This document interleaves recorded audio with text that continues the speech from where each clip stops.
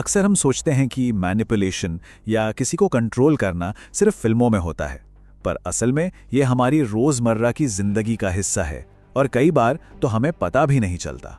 ये उन छिपी हुई तरकीबों की दुनिया है जो हमारे रिश्तों, काम और यहाँ तक कि हमारे फैसलों पर भी असर डालती हैं। हम सबको यही लगता है कि हम अपने दिमाग के मालिक हैं, हमारे फैसले हमारे अपने हैं, लेकिन क्या ये वाकई सच है या फिर कोई और है जो हमारी डोर खींच रहा है और हमें इसका एहसास तक नहीं? साइकोलॉजिकल रिसर्च एक बहुत ही चौंकाने वाली बात बताती है कि हमारे 95% फैसले हमारा सबकॉन्शियस माइंड यानी अवचेतन मन लेता है, और जो लोग मैनिपुलेट करते हैं उनके लिए यही वो दरवाजा है जहां से वो हमारे दिमाग में घुसते हैं। तो ये काम कैसे करता है?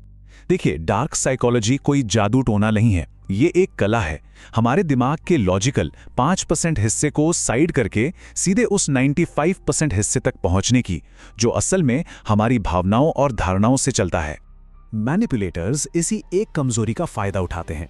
उन्हें पता है कि हमारा सबकॉन्शियस माइंड असली और नकली में फर्क नहीं कर सकता, तो वो एक ही डर, एक ही इच्छा या एक ही बात को बार बार दोहराते हैं, और तब तक दोहराते हैं जब तक हमारा दिमाग उसे सच ना मान ले। चलिए अब उन तरकीबों पर आते हैं जो किसी को अपनी ही यादों और समझ पर शक करने के लिए मजबूर कर देती हैं। ये ऐसे हथियार हैं जो किसी की सच्चाई को ही तोड़ मरोड़ कर रख देते हैं। गैस लाइटिंग ये एक धीमे जहर की तरह है। ये धीरे धीरे स्टेप बाय स्टेप काम करती है, और जब तक किसी को इसका एहसास होता है तब तक उसका खुद पर से भरोसा लगभग खत्म हो चुका होता है। देखा आपने यहाँ पर कितनी चालाकी से गलती मानने की बजाय सारा दोष सामने वाले के रिएक्शन पर डाल दिया गया। इससे वो इंसान खुद से ही सवाल करने लगता है कि क्या मैं सच में ओवर रिएक्ट कर रहा हूँ। इस टैक्टिक का मकसद बहुत सीधा है, एक ऐसी सिचुएशन बनाना जहां ऐसा लगे कि देखो बाकी सब तो मेरी तरफ हैं, तो जाहिर है गलती तुम्हारी ही होगी। ये आपको अकेला और कमजोर महसूस कराता है। और इस तरह एक तीसरे इंसान का नाम लेकर मैनिपुलेटर अपनी बात को वजन देता है और आपको पूरी तरह से अलग थलग कर देता है। ये एक तरह का साइकोलॉजिकल दबाव है। दिमाग को कंट्रोल करने के बाद अब बारी आती है दिल पर वार करने की। अब हम उन तरकीबों की बात करेंगे जो प्यार, अपनापन और फिक्र जैसी भावनाओं को ही हथियार बना लेती हैं। लव बॉम्बिंग सुनने में तो बहुत अच्छा लगता है, पर यह प्यार नहीं है, ये एक जाल है। ये कंट्रोल हासिल करने के लिए एक सोचा समझा प्लान है, जिसमें शुरुआत में आपको इतना प्यार दिया जाता है कि आप पूरी तरह उन पर निर्भर हो जाएं। और यहीं पर खेल बदल जाता है। जैसे ही उन्हें लगता है कि आप उन पर इमोशनली डिपेंड हो गए हैं, वो अपना प्यार और अटेंशन खींचना शुरू कर देते हैं, ताकि आप उन्हें खोने के डर से उनकी हर बात मानने को तैयार हो जाएं।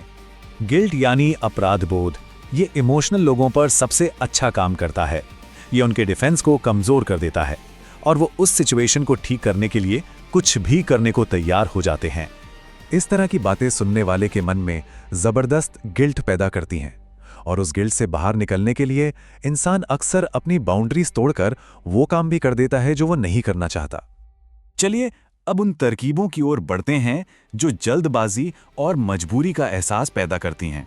इनका मकसद होता है हमारी लॉजिकल सोच को बंद करना और हमें तुरंत फैसला लेने पर मजबूर करना।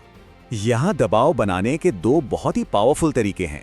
पहला है कमी, मतलब किसी चीज के खो जाने का डर पैदा करना, और दूसरा है अथॉरिटी, यानी किसी पावरफुल इंसान की बात को बिना सोचे समझे मान लेने की हमारी आदत का फायदा उठाना। ये कुछ ऐसे जुमले और तरीके हैं जो हम रोज सुनते हैं।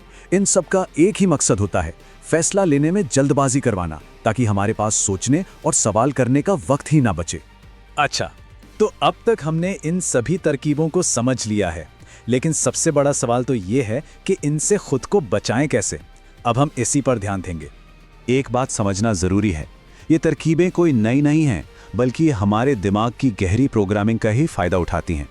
कई साइकोलॉजिकल एक्सपेरिमेंट्स ये साबित कर चुके हैं कि हम अथॉरिटी की बात मानने के लिए तैयार रहते हैं या डर में आकर गलत फैसले ले लेते हैं, और इन्हीं सिद्धांतों का इस्तेमाल हमारे खिलाफ होता है।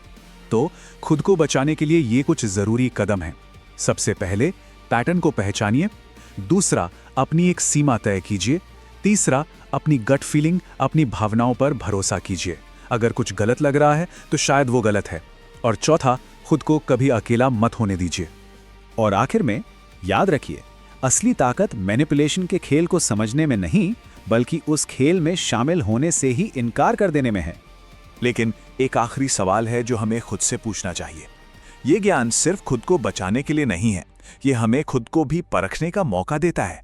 सवाल यह है कि अगर हमें पता हो कि ये तरीके काम करते हैं, तो हम क्या करेंगे?